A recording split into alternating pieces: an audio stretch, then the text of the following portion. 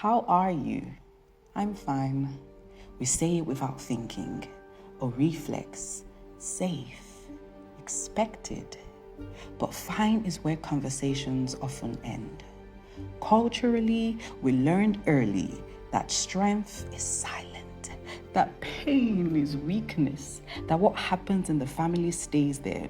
We were taught to endure, to praise through it, to claim victory until it becomes real. And so we carry things we were never meant to carry alone. But beneath all that strength, something else is happening.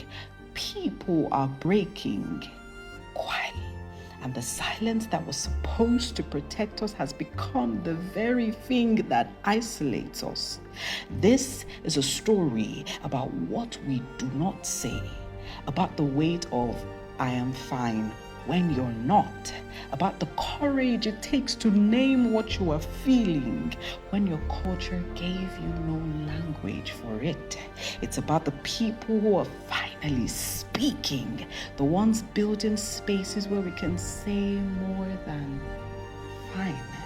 Where therapy isn't a foreign concept but a lifeline that can coexist with our cultural and religious context. Where healing isn't shameful but only human.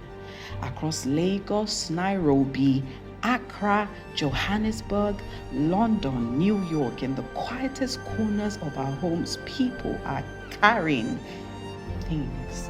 The loss that changes how you interact with the world around you, the grief that doesn't fit into the timeline people expect, the weight of pretending you've moved on when you haven't even begun to process what happened. New mothers drowning in silence because admitting that you are struggling means that you're ungrateful.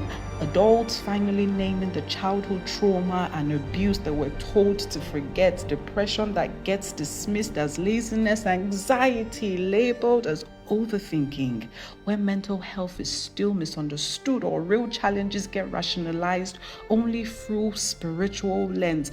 Practices like Ibi Ayo are rewriting the narrative in Nigeria and the diaspora, not by importing solutions, but by building something rooted in our context, for us, by us.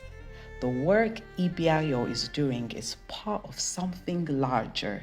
This is one story, one safe space. This is beyond fine.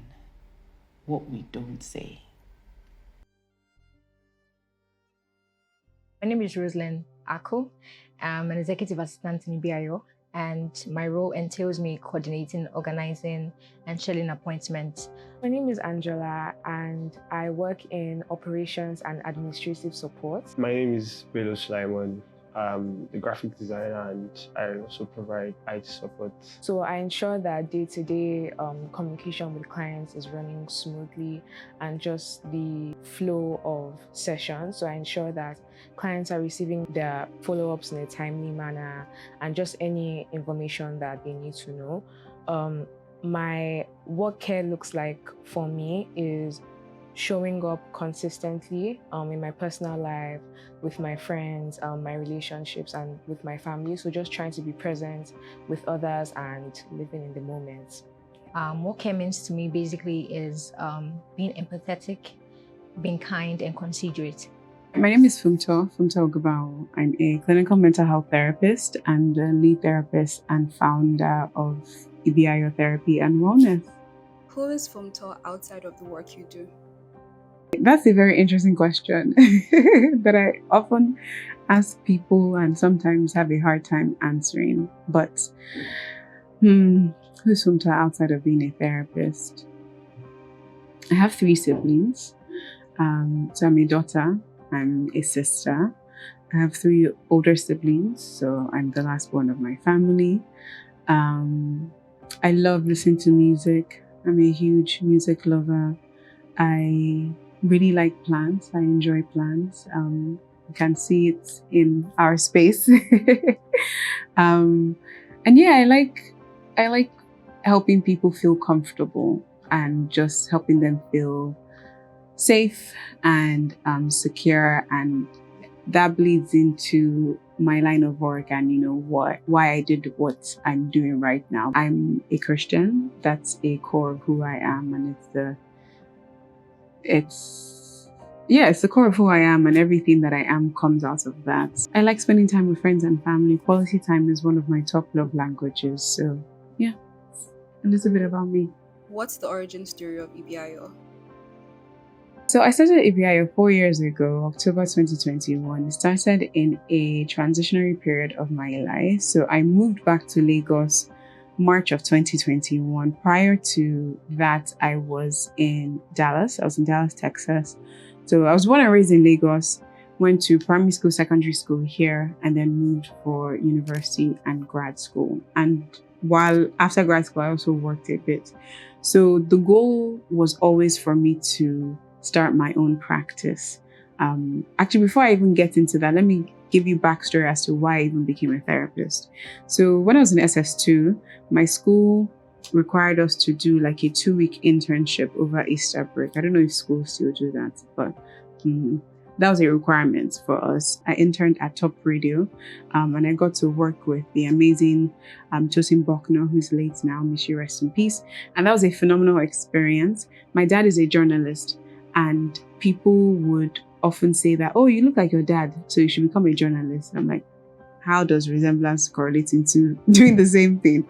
So anyway, I did the internship just to try it out, just to get a feel of it. It was an amazing experience, but then I just felt like it wasn't something that I could do long term. So SS2 obviously is time to start thinking about what you want to study. So I started thinking about what I wanted to study, and was thinking about things that came naturally to me, and it was listening to others. So in my friend group, I was often the one that would like give advice, like people would come to me, just like support them. And so from that, I decided to study psychology. So I like to say that my parents they're still your conservative Nigerian parents, but they're a bit liberal in the sense that like all my siblings and I had the choice to study what we wanted to study. Decided to study psychology, moved to Texas. So I got my bachelor's in psychology and communication. And while I was getting my bachelor's, I really started to see the treatment gap that existed in the quality of care between Nigeria and Black people in general, right? So even Black Americans and Black people in the diaspora. So I really wanted to like just do something about it. And so I decided to get my master's in clinical mental health counseling. And while I was getting my master's, I knew that, okay, long-term goal would be to move back home and start my own practice. So I always say that it was a long-term goal. I thought that maybe like 15 to 20 years into my career, I'll come back as this like expert, with my PhD and, just thought leader in the field, coming back to give back to her, to her country and her folk. And, but yeah, that did not go according to plan. I moved back sooner than I expected. I actually didn't anticipate to move back so soon. I always say that like I got my plane ticket 2 weeks before I traveled. So that's how like abrupt it was. So when I came back March 2021, I was unsure of what I wanted to do. I thought I was going to leave the country again. So I was just unsettled. And I mean, transitions are never easy, especially transitions that are unplanned. So I was like, yeah, I don't know what I want to do. And then my sister suggested that I start my practice. And I was like, nah, I don't want to do that. Like, I'm not going to be here long. There's no point, But then that suggestion planted a seed. So I found myself like ruminating on it more. Like, okay, maybe I should. And then I eventually decided to. So I was thinking about like names and thinking about like just what I wanted the name to convey. And I wanted the name to convey what I want our clients to experience, which is warmth, safety, warmth, safety, confidentiality, and just like a place that allows you to feel seen, where you can be heard. And so in thinking about names, I knew that I wanted to incorporate Ayo, which is joy in Yoruba. So I started playing around with it, and then I was talking to my brother. Shout out to my siblings. I was talking to my brother, and he goes, "Oh, why not call it Ibi Ayo?" And I was like, "That's the one. We have a winner." And so, yeah, that's how the name came about to be. That's how I started Ibi Ayo. Like I said, it was just me. I remember,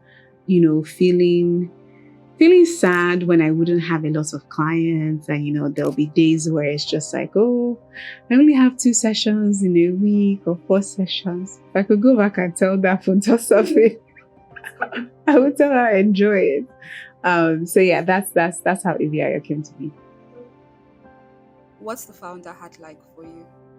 But yeah, the founder hats can be very challenging because, no one really teaches you how to run a business. I mean, you can go to school and do business admin and, get your MBA and all that good stuff. But all of my training, all of my formalized training has been in therapy and how to be a therapist. And I'm a pretty good therapist, if I do say so myself, right? So it's like therapist has got that on lock. I can do that. Wake me up from sleep, I can have a session, right? But having to think about like systems to put in place and things to keep in mind when hiring and, just how to structure a business that is already a niche business in a country that doesn't really recognize the needs of the services that we provide. That is challenging, but we're doing it, right? We're growing. We're having to just learn and adjust as we go along, make changes based on what data is showing us, make changes based on what's the feedback that people are giving us. I'm stretching a lot in just, learning to be a leader and learning to, lead a team. It's been challenging, but it's been very rewarding. It's what has stretched me the most, if I'm being very honest. And I'm thankful for it. Congratulations on the new space. Thank you. Yay. Thank you. Why does emotional care matter in Nigeria today? Beyond just Nigeria, emotional care matters, period, because we're multifaceted beings, right? Meaning that there are different parts of us. So we have our physical health, we have our psychological and emotional well-being, and then we even have our spiritual well-being, right? So if we ignore one part, then the other part, if we ignore one part and then focus on the other, then we're not completely whole. We're not walking in that wholeness that we should be. We're not able to function in the best ways that we ought to. So in Nigeria as a whole, it is typically physical health that is even looked at, right? But even that, there's a caveat with it, because our culture isn't one that encourages preventative measures. So usually if people are sick is after, right? I mean, not a lot of people are doing their annual checkups. I'm guilty. I haven't done my annual checkup. Exactly. We're very reactive, right? And as a society, we don't really take our emotional well-being into consideration. We don't do well with emotions, period. We don't know how to handle them, right? So if you don't know how to handle them, then it doesn't receive the care that it ought to receive, right? So it gets neglected. So emotional care is very important for Nigerians because emotional care is needed as a human being, right? In Nigeria, because we haven't paid attention to our emotions or just mental health in general, when we don't understand something, we tend to spiritualize it. We tend to go to what we know to help us make sense of what we don't know. And oftentimes that's been spirituality and religion. So you'd hear people, just chalk mental and psychological well-being to religion, right? So if somebody isn't doing well psychologically or mentally, the next thing you know is that is spiritual attack, or is their village people, or something, right? Because again, that's the lens in which they're able to understand and process certain things. So it's very important because we're seeing the fruit of the neglect, right? In that people are not kind, right? People are impatient. People are not regulated. We're in Lagos. We live in a very stressful city, right? People don't know how to deal with the stresses that come with just like existing in this city. And people are not treating themselves well. And this is trickling down into the society in different ways, from the family all the way into schools and just how we relate with each other. If we're not seeing it as relevant, then what's to say that like in the family life, the children's emotional well-being is being taken seriously, right? So you would see dysfunctional families existing, and that again trickles down into society and it just gets perpetuated. So somebody that grows up in a dysfunctional household, they're coming into the workplace and they don't know how to be a good colleague. They don't know how to navigate stressors, right? So I hope you can see how like it affects everything, right? It's like it's multi-layered. Once one part is neglected, it then trickles down into everything else. What would you say the future of mental health and culturally sensitive care looks like? I'll be optimistic and say it's looking bright. I'll be optimistic. That's me being optimistic. If I'm being realistic, we have a very long way to go. But we're starting. And when I say starting, we're on the S in starting, right? In that, like, more and more people want to study psychology. I have people reaching out to me, and Ibi Ayo as a whole, just to get more guidance and like just more understanding of the field. So there's more of that. But, like I said, using myself as an example, I said that my parents didn't push back. There are lots of people that have told me that, oh, I actually wanted to study psychology, but my parents said no. Okay, right? So we have quite a ways to go. We need to be more sensitive. Sensitivity is not weakness. Sensitivity is just taking things into consideration. Sensitivity includes empathy, right? So being empathetic that, okay, people are having different life experiences than you, right? And being able to like look at the world, look at the culture outside of yourself. I think because we live in a society where, like, unfortunately, our basic needs are not being met, we're thriving for survival. So I'm just trying to survive. I'm just trying to put food on the table, right? And yes, those things are important. Absolutely. You have to eat. You have to put food on the table. Even when people's basic needs are not being met, then how is their well-being meant to be optimal? So again, it's multi-layered and we still have quite a long way to go. We have a long way to go individually and collectively. So individually, how you show up and how you respond to people. Collectively being, the government and, just even structures that are in place in the society. But guess what? It's people that make up those structures. So it goes back to the individual. So we have quite a ways to go, I'll be honest. Is there anything that you're doing or plans that you have to make therapy more accessible to people that can't really afford it? So in terms of like affordability, we're honest, we know that therapy and healthcare. Therapy is under healthcare. Healthcare as a whole in Nigeria is still very much a privilege, unfortunately. So we know that not everybody can access our services. Same way that not everybody can access good quality healthcare services, right? So it's not a thing that's unique to just therapy. It's healthcare in general. So in terms of that, we launched a new initiative in October called the Reduced Rate Program, which is targeted towards university students, current university undergraduate students, NYSC corpers, and then individuals that are receiving mental health support from a mental health NGO. So these individuals can access our therapy sessions at a subsidized rate. One of the reasons why we launched the initiative was for accessibility, because we understand that not everybody is going to be able to access our services. And at the same time, good quality services also cost money, right? So it's that balance of, being able to still offer the good quality services that everybody deserves and ensure that, we are able to maintain that standard while giving people the opportunity to access it.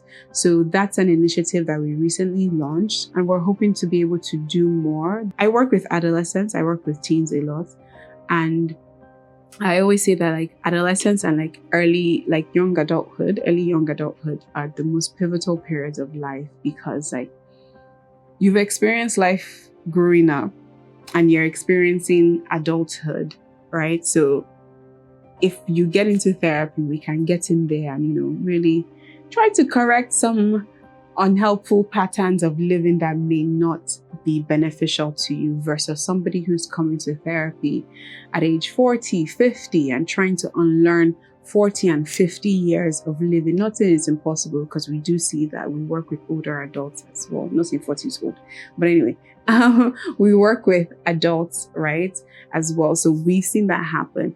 But that period, like I said, young adulthood is very pivotal. And for Nigerian youth especially, it's a high stress period. So just getting in there, providing them with the coping tools that they need is something that we're passionate about. So yes, that's our one initiative for now, but follow us for more. What would you say is the place of technology right now in terms of what you are doing and the mental health space in general? If we think about it, technology drives even what we do at Ibi Ayo. When we have virtual sessions, we're using technology. We're using virtual platforms to be able to do that. Our emailing platform is technology, right? So it's playing an important role in connecting people. Where the caution comes in is, the rise of AI bots and AI tools, right? A lot of people are starting to outsource therapy or therapeutic support to AI, and that can be very dangerous. We recently put out a video, just discussing this and how AI cannot replace therapy because it's a robot, right? Therapy is built on the premise of just human connection and an exchange of that, right? So a robot goes off of what you feed it, right? Which is not always objective, and somebody can argue that, oh, that's the same with therapy, but your therapist is trained to keep in mind that, okay, as the client may not be 100% objective, that there are other factors to consider. And then with therapy, there are cues that you pick up on, right? There's non-verbal cues that you can read. So for example, if I'm having a virtual session and even if the client requests for their video to be turned off, if they say that they're doing fine, but their voice doesn't sound like it, I can tell that, right? But an AI bot can't pick up on that. Another shortcoming that AI has right now is that, especially in the place of therapy, if somebody is dealing with self-harm ideations, there are strategies and systems in place to be able to deal with that as a therapist. It's not perfect, it's heavily flawed, right? But one of the things that we can do is reaching out to an emergency contact. As of right now, AI is unable to do that. AI is unable to call anybody. Now, even if it gets to the place where it will, because I'm sure that they are currently working on it, I still believe that AI cannot replace therapy. It can complement it in that AI can give you coping tools for you to consider, strategies for you to consider, but it cannot replace therapy. It cannot replace human connection, right? So even things now this is me, I'm a little conservative when it comes to this, but text-based therapies, right? It can do something, it can supplement, but that cannot be the entirety of how the therapeutic system is, or therapeutic relationship is built. Because think about it.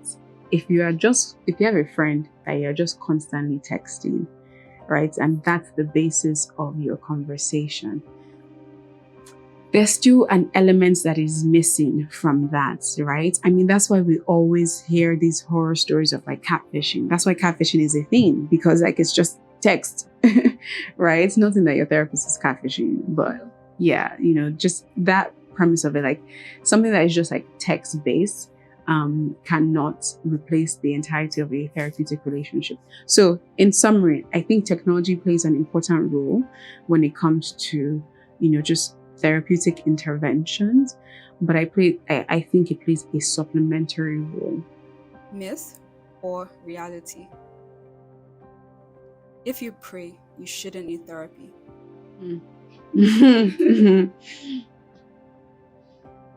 Myth. You can do both. Yeah, you can do both. Therapy is only for people in crisis. Myth. Talking to friends is the same as therapy. Absolute myth. It is not the same. It's helpful, but it's not the same. Men don't need therapy as much as women. Big myth. Biggest myth. Therapy is too expensive to be practical. Oh. You're pushing me in a corner.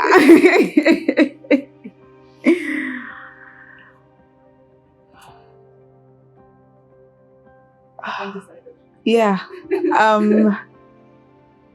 It's tough because like it's reality for some people, right? It's reality for most people, let's be honest. It's reality for most people.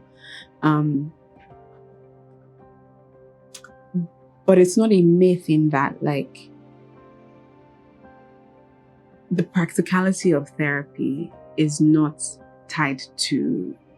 shouldn't be tied to like expenses, right? So like therapy being practical is not because it's accessible or it's affordable, right? Therapy is practical because it's helpful.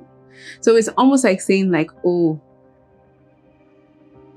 going to the doctor is, is not practical because it's too expensive. So yeah. Yeah. Boundaries mean you're being harsh or disrespectful. No, that's a myth. Therapists just give advice. Big fat myth. We don't just give advice. In fact, a lot of therapists don't even give advice. Like, if you are coming to me as a first-time client, I'm not likely to give you advice. Like, so yeah. And even if I'm giving you advice, I'm always going to flip it back to you. Like, what do you think? Right? Because it's your lived experience now. You need to be, I always say that the goal of therapy is to be able to get you out of therapy, right? And to be able to get you to, I don't want you to need your therapist all the time. There are people that engage in therapy for like maintenance and lifestyle, right? Which is fantastic, right? But it's not because you need it. So you should be able to get to the point where you're able to navigate life on your own, because guess what? You are seeing your therapist for 1 hour, once a week at best. You have the remaining 23 hours of your day to navigate by yourself. So, yeah. You must have something wrong to seek help. No. Myth. Don't wait till there's something wrong, right? Because if you wait till there's something wrong, if you wait till you're in crisis, we're going to be focusing on the crisis, right? So don't wait till there's something wrong. If you're thinking about therapy, do it. Finish the sentence. A healthier society begins with us, with the individual. The one thing Nigerians need to hear is we need to be kinder to each other. Therapy becomes powerful when you're honest and when you're vulnerable. If I could change one misconception, it will be just one. It would be that vulnerability is not weakness. Vulnerability is so important. It's very uncomfortable, but it's so powerful. It is what fosters connection. It's what fosters trust. It's what fosters empathy. So vulnerability is not weakness. Vulnerability is absolutely necessary. The real meaning of being fine is The real meaning of being fine is awareness. So being aware even when you're not fine. Being aware that, okay, yeah, I'm fine, and aware of factors that are contributing to that fineness. So, yeah. Personal insight, quick fire. One thing therapy has taught you. Oh, yes, because therapists go to therapy. I have a therapist. Both as the receiver of therapy and also the person doing therapy, is that we all have similar lived experiences. We all have similar experiences that we're navigating through. And so if you ever feel like, oh, this experience is unique to me, it's likely not, right? And that's not to undermine your experience. That's just to let you know that other people are going through similar struggles as you. One thing you wish people knew about emotional wellness. It's the bedrock of everything. Like, you can't have true wellness or true well-being if you take out your emotions. Emotional wellness does not mean that you're being sensitive, or it doesn't mean that, you're being, you're indulging in your emotions. Emotional wellness is awareness, right? And it's the bedrock of everything. A practice you recommend to everyone. Elijah said breathing. Okay. Yes, everybody has to breathe. I would highly recommend journaling. And journaling can take different shapes. So some people like to write physically, some people like to write digitally, like in their phone, on their laptop. Some people like to record voice notes. But just that, the premise of journaling is emotional expression. So highly recommend it. A sign you need rest, not resilience. A sign you need rest, not resilience, is if the basic things start to feel hard. A sign that I need rest and not resilience is if basic things like responding to an email starts to feel extremely difficult, then that is a sign. Another sign for me is when my eyes are twitching. To wrap things up, what would you want people to know about therapy? Or would you like to express anything else? Yeah. What would I want people to know about therapy? I would want them to know that therapy is very powerful. It's a powerful experience that I hope everybody gets to experience at some point in their life.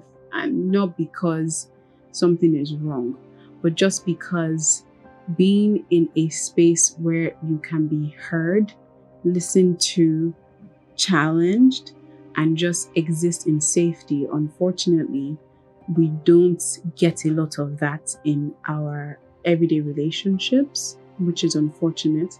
So I think people need to experience. And just also know that emotional well-being is as important as your physical well-being. You can't have good health if you're not healthy emotionally. And the experiences that we have in childhood and the experiences that we have in life ultimately shape how we navigate life. And I think people need to take that more seriously and take that with more sensitivity, right? You being mean and just unkind to somebody can make or break them, right? And so be kinder to people, be kinder to yourself, and just, be kind. My name is Oposun Elijah. I am a counseling psychologist here at Ibi Ayo Therapy and Wellness, and I provide mental health support here at Ibi Ayo. What's one small joy that instantly makes your day better?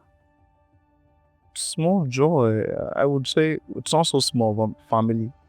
So yeah, family is a very important, integral part of my life. So when I think about my family, I just, whatever I might be, going through at that moment, I stay grounded. I feel really happy. I feel inherently happy and joyful. As a male psychologist in Nigeria, your path isn't a common one. So what led you here?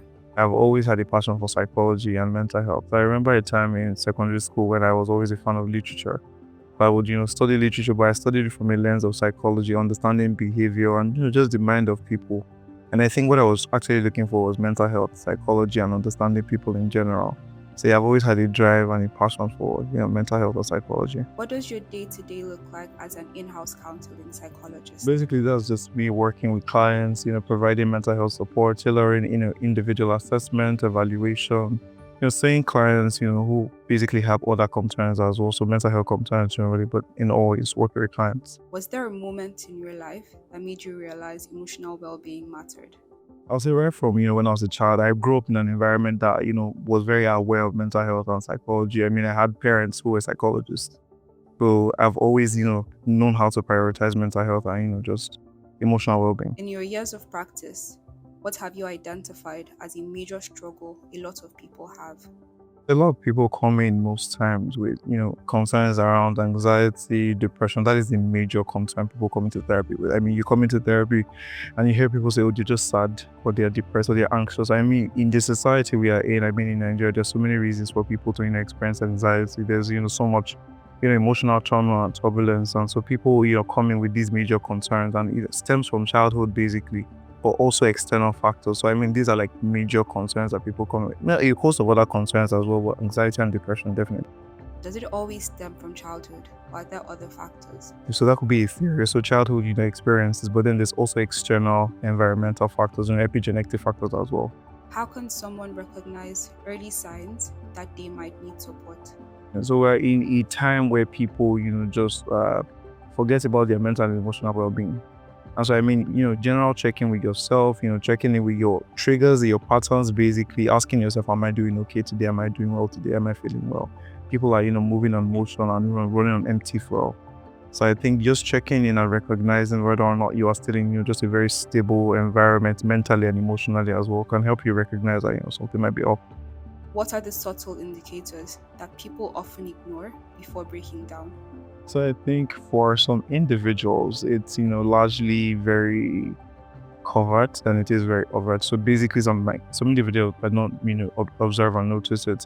But generally there's, major signs. So there are emotional signs, there's physiological signs, there are behavioral signs. So, individuals might, be isolated, might withdraw, loss of appetite, weight loss generally, difficulty engaging, concentrating basically as well.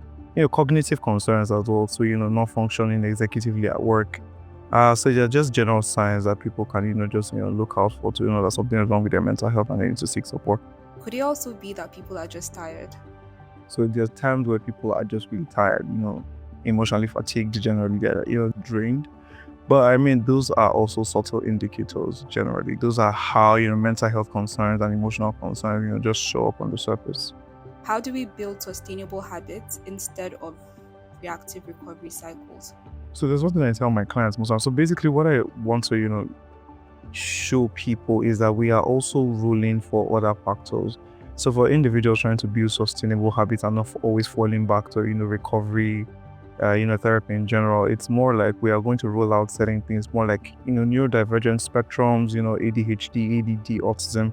These are things that might also influence an individual's ability to engage with tasks or, just, set sustainable goals or develop healthy habits.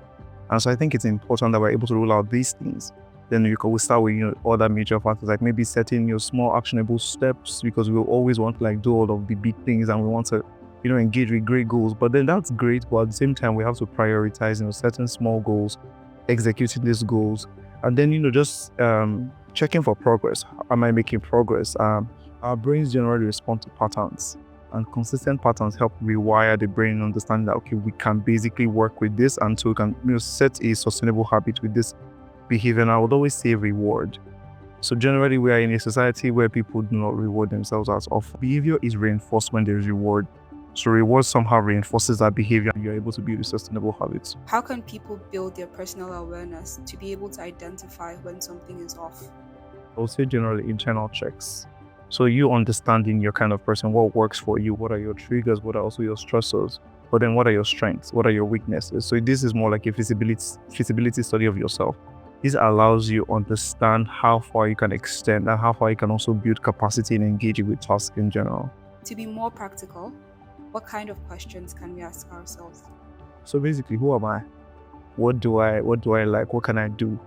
How can I actually, fulfill my ability in this task? Can I do this? Does this align with my value? So these things help you, just keep in check how you are able to extend yourself to a particular task or decision or workforce generally. What role does community or belonging play in well-being? We as human beings are created for social connection. I think it was, Abraham Maslow's, theory of needs, where love and belonging is also like a major, need for human beings. Human beings need the connection, they need the belonging. So growing up as a child, you always want to belong with groups of friends and connect with people. So I think it's very important that people are able to connect with groups. You'd hear people, struggling with maybe alcoholism, for example, that might join AA groups, or people having concerns with cancer might join groups just to support them. It somehow reinforces the fact that you're not alone. It makes you feel safe. It makes you feel, heard. It makes you feel supported. So definitely support groups, belonging, just helps, people live healthier lives. Not just support groups, but in general, how much of a part does community play in our everyday well-being? So individuals are able to develop connections, even with family and friends. Whenever you're having a stressful day, you can call a friend and your nervous system just feels really regulated after talking to someone. I don't know if people experience that a lot. So you just feel really great social connection and, just relationship with people. So helps you stay grounded basically. What about people that struggle with finding connection or community? For every individual, I think there is always, it doesn't have to be an entire community. One person could be, your safe space as well. So it's always having to find that, just connect in general. What are common myths Nigerians have about seeking therapy? I've heard it all basically. But then I think one of the major ones that keeps on, ringing generally is the fact that therapy is more like your therapist sitting with you to give you advice. So your therapist necessarily is not like your advisor or someone to tell you what to do. Your therapist is trained to basically, recognize patterns, behavior and, point that out to you and help you, just navigate and guide your life. But it's not like telling you. So individuals come into therapy with the flawed expectation of, my therapist is going to tell me to do this or to make this decision. There are other myths as well. So like if you probably are, religious, you don't need therapy, or if you are weak when you seek therapy and stuff like that. So yeah, there are a lot of myths and these are not true. What's the societal impact of these myths? It causes repression. So there is this psychological, unconscious mechanism where individuals repress their emotions. And to be honest, we are in a country, a society where people repress their emotions a lot. Everybody is more like a walking repressed bottle. Everybody is held back in a bottle. And they have emotions unprocessed because some probably, going through grief. And, they were told, suck it up, you're a man, you don't have to feel your emotions, you don't have to, be sensitive, you don't have to, just be a man, it's your, generally, and if individuals feel like when I, suck up my emotions, it makes me feel stronger. That's not true. Basically, you are actually even weaker when you actually, just don't process your emotions. What's the ripple effect of repression? Basically, you act out, you lash out at your world, you become numb. So individuals are unable to live their healthiest, life because they've repressed all their emotions. Imagine having to, go all your life with grief and you're in pain and you're hurting, but you feel like society demands that I stay short, that I, just keep all my, anger, and basically it goes to the unconscious mind. And so it, shows itself up through dreams or through, reactions. People say, I'm just short-tempered. You're not short-tempered. There's more like an unconscious, just emotion that you haven't processed that is showing up in erratic behaviors generally. So all of these things, individuals are unable to be in touch with them. When you process emotions, you are able to react in a healthy way, respond to situations rather than react generally. Why do you believe the work that you do is very important right now? All my life, I have known that the world is a great place, but sometimes the world isn't the healthiest place because people are, coming in from different backgrounds. People are more like interacting with the world from their experiences. And so I think it's important that I am working with individuals who come from different backgrounds with different concerns and, just helping them navigate whatever life concerns that is. People engage with a world that can be very, harmful. A world that can be very, so in our, Gen Z world, toxic. And so generally helping individuals find themselves or themselves, helping individuals understand what life means to them and helping individuals navigate whatever concern that might be. There's a point in therapy where the light bulb just goes off in a client's head and this is, what it is. And those moments are like the absolute best for me. So the fact that I am, able to contribute, in helping individuals navigate life, and the impact is actually great. And it's important now because the world seems to be overrun by, a lot of toxicity. And so knowing that people go into the world and, come into therapy as more like a safe haven, not dependency basically, but a place where they can regulate is, absolutely beautiful. As a therapist, how do you keep your personal biases out of your sessions? Basically, a trained therapist is, just generally trained or taught to basically filter out your personal biases from your therapeutic interaction. So you might be probably religious or not religious, or probably, just whatever preference or bias that might be. You don't let that bleed into, sessions. So basically, that's more like attunement within yourself, but also a state of congruence. You are working with clients who come in with different perspectives, different, concerns generally, and you are more like the objective body. And that's why you're a therapist. You don't let your personal biases bleed into the therapeutic relationship. And that's why it's important that individuals are trained and licensed to know how to, engage with therapy. How can someone identify a good therapist? We're in a time where a lot of persons brand themselves as therapists. So generally, you have individuals who are not generally licensed. So the first thing I would say is your therapist has to be licensed. Your therapist has to be under a particular regulatory body.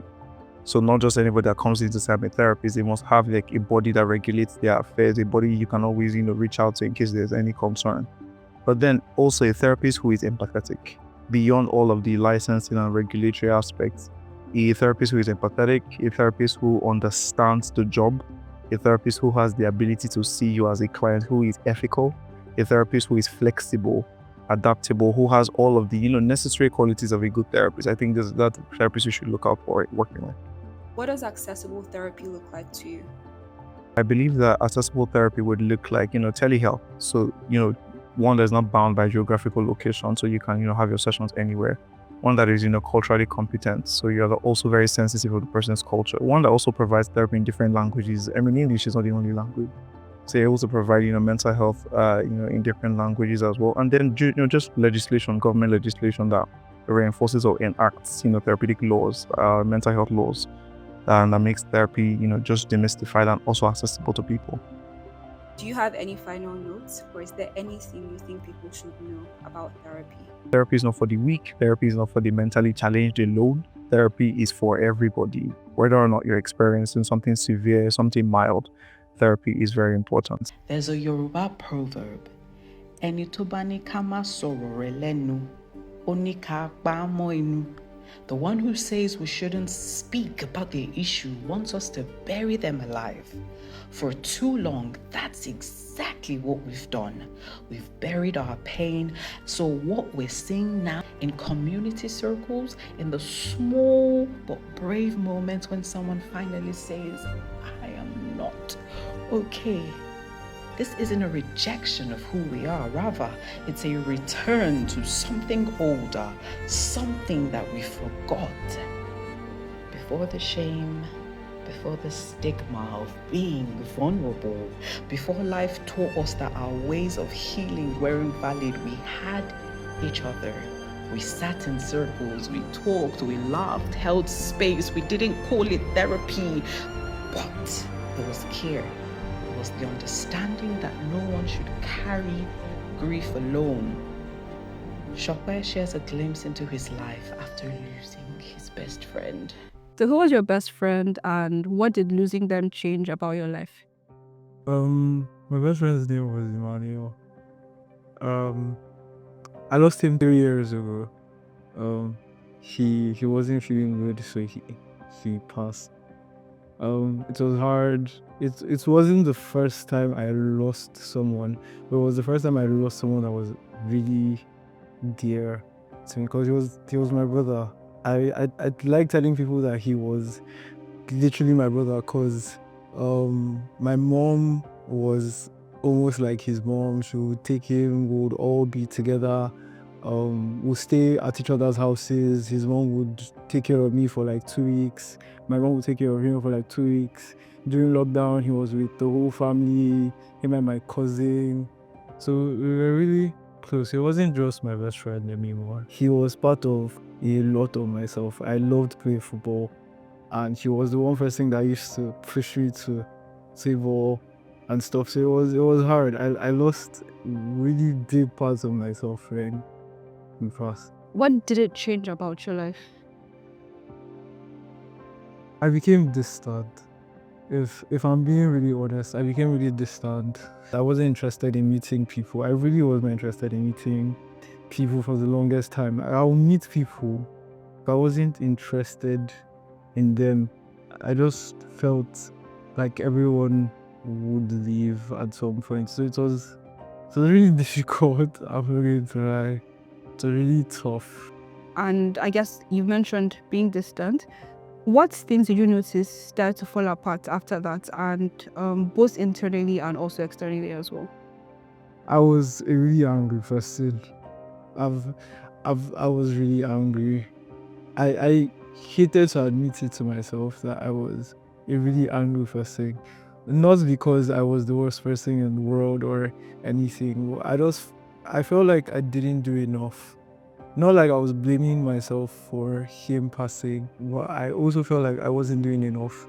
We hadn't seen prior to when I left, because when I heard he was dead, I was in school. How did it show up? Because you mentioned you were really angry. So how did this also translate into how you were treating people? Maybe your other friends, your family? They don't really tell you some stuff about losing someone. They don't really... No, there's no blueprint. There's no guide. There's no guide to it. I'm sorry, I really saw I was not going to cry. Jesus Christ. Fine. Do you want a tissue? No, I'm fine. This is the first time I've had to openly speak about this. I had less regard for people's feelings in the long run. I would care about you, I'd be considerate, but I was more about putting myself first most of the time, even when I didn't have to, when I didn't need to. Because sometimes if you really do care about people, you will be willing to put them above yourself sometimes.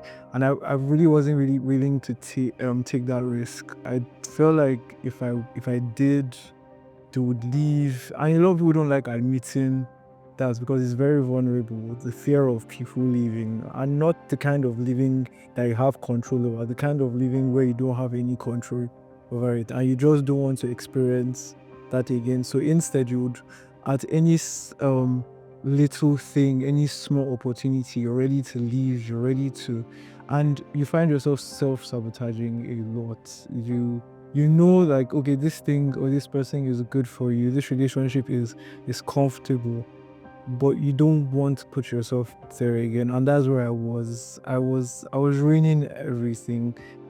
Are there any incidents you remember?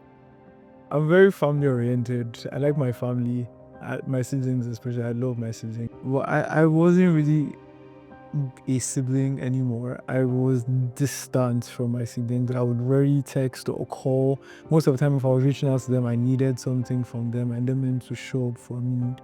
And granted, they loved me and they cared, but it gets to a point where you realize this person isn't there mentally anymore. And you could see that they also were trying to meet me in the middle, but I was not trying to meet in the middle. So that was the biggest impact for me during the whole bushment. Okay. More lashing out and being more reactive, being angry.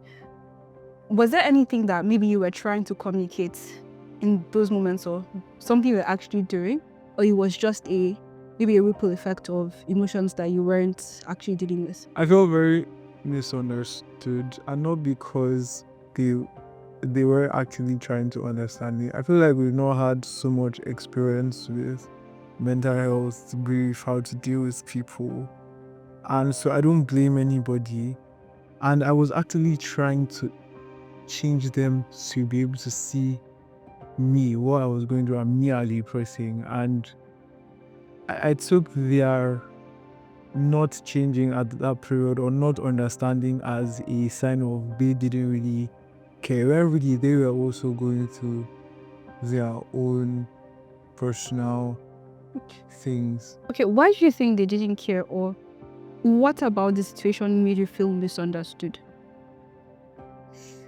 Everyone has different experiences, and sometimes when you're speaking about your experience, they don't realize it, but people tend to ignore the premise of your problem, and in their bid to be there or understand or relate to you, they tend to make it about themselves, but not in a malicious way. It's most times it's people, because I realized that I also had that habit. I still have that habit a little bit, and I'm trying to break it. But really, it's just people trying to let you know that they understand and they relate.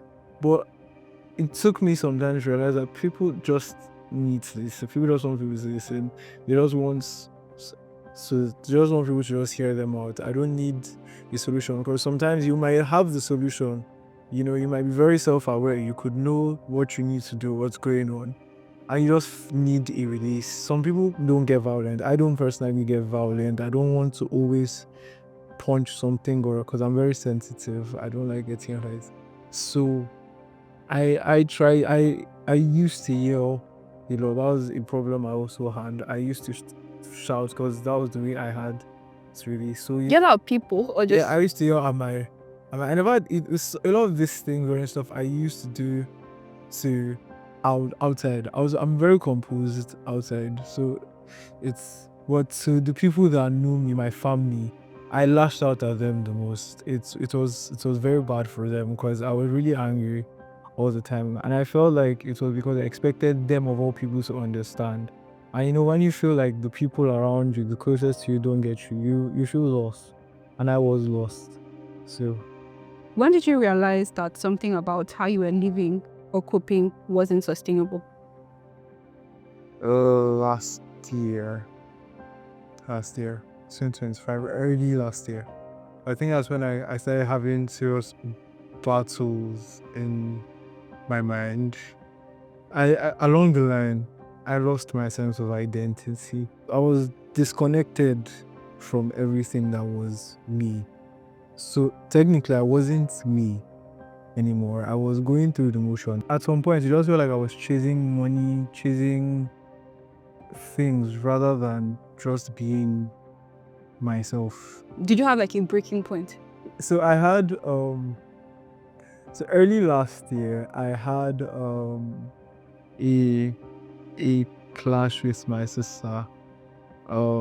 Twice actually. I clashed with my twin sister twice last year. But the second time wasn't a clash really. But the first time was a clash. We did get into a tiff, and my other sister was also involved. My mom was involved. I crashed out.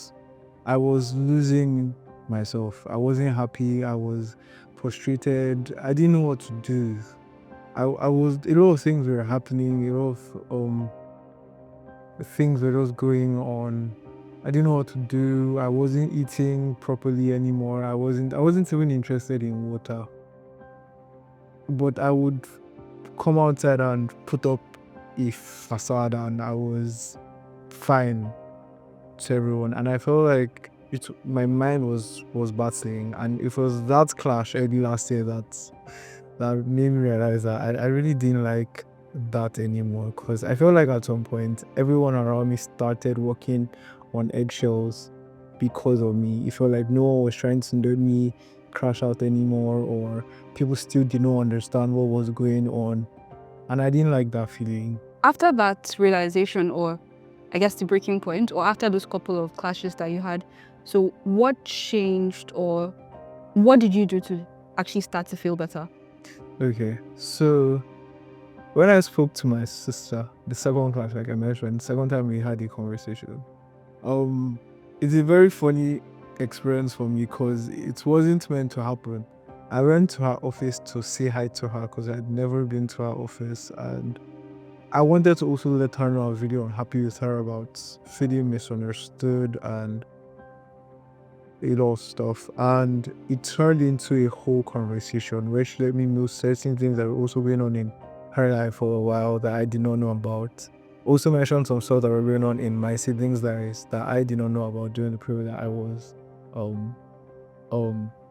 missing. And I felt hurt because, like I said, I love my siblings. So it was not nice hearing that they also were being to those kind of things while I felt they were misunderstanding me. And I didn't like that one bit. So the first thing I tried to do was get closer to my siblings. And I, not because I was trying to put up an act, but because I really did miss speaking to my siblings. We used to joke about the funniest things, the randomest things. You know, it's your siblings you can tell random jokes to. It's siblings that you can show your work to and they won't really criticize you, you know. And yeah, and I realized that when I started doing that, so a lot of weight was lifted off my shoulders, because I felt like I could be around them more. So I tried to be around them more, and it was comfortable. It wasn't problematic. No one was walking around eggshells. So, yeah. Did you get any other form of help that helped you process your emotions or maybe understand the grief better? Yes. So, my sister, or one of my older sisters, recommended therapy to me. Practically everybody recommended therapy to me.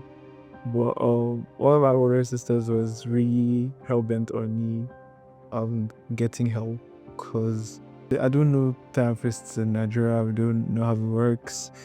No little exposure. So I got help online through a therapist. Really, I feel like it helps me a lot. Having someone there outside your family that listening to you bear your heart out without feeling judged or feeling misguided was really good. That really was what helped me.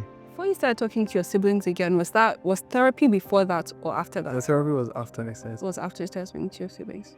And once you started getting help, which you've talked on a bit, what finally made sense about your emotions and some of the behaviors that you were exhibiting?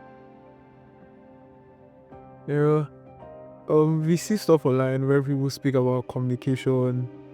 They'll let people know how you're feeling.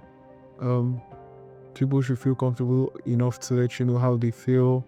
And it's really just to hear of people being vulnerable, egos clashing. So I had to break down my ego. I had to be better at communicating my feelings. When you lash out for the longest time, people always assume everything you're going to do is an attack. Everything you say is a fight. Everything is an argument. And really, that perception is built off of your actions. So I had to work on my communication more than anything, my emotional regulation. I'm not the best. I still get upset sometimes overstimulated, and I don't crash out the way I'd crash out before. I talk more than I yell. I don't yell anymore, so I talk more than I yell. So it was more on building my communication and building my calmness, my peace of mind. If you were to say anything or just kind of summarize the experience that you've had, what would you say to anyone that's dealing with some form of loss? Speak to people. People need to speak to people more. We've grown up in a world, in a society where being a hard guy, being closed off is being a man. And you know, you can look back at history and can say, yes. But it's basically what's causing a lot of the problems we're having now. People need to speak to people. You know, you can talk to your guys. It's okay to tell your friends that, oh, I'm going through this right now. You know, and if you don't feel you can, then maybe you need to check your friends too. But people need to learn how to speak to people and just bear their heart out, you know, to the right people. Mental health isn't Western. Depression isn't un-African. Asking for help isn't betraying your faith. What is un-African is letting our people suffer in silence. The truth is, we've always known how to care for each other. Now we need to relearn that wholeness isn't the absence of struggle, but the presence of support. that living well doesn't mean living perfectly. It just means living honestly. And maybe that's the real margin we're trying to find. The space between what we show the world and what we're actually feeling. The room to be human. Imperfect, in process, not fine, but not alone either. So whether you're in Lagos, Johannesburg, Brooklyn, or Birmingham, the conversation is the same. It is okay to need support. So next time someone asks you, how are you?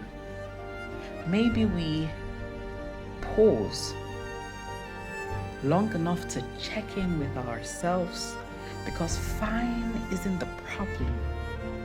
Not knowing the difference is.